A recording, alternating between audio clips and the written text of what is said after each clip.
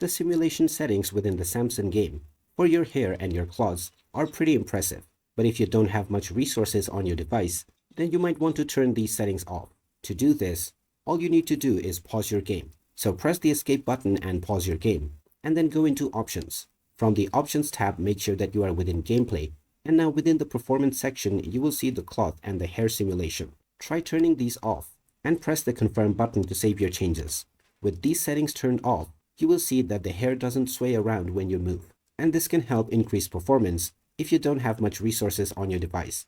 If it doesn't make much difference, you can go back and turn them on at any point of time. And that is just another quick tip for the Samson PC game in order to get more performance from your device.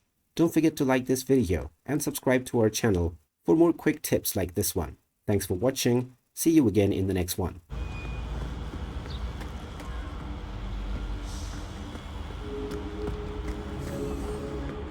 Oh, you thing of beauty.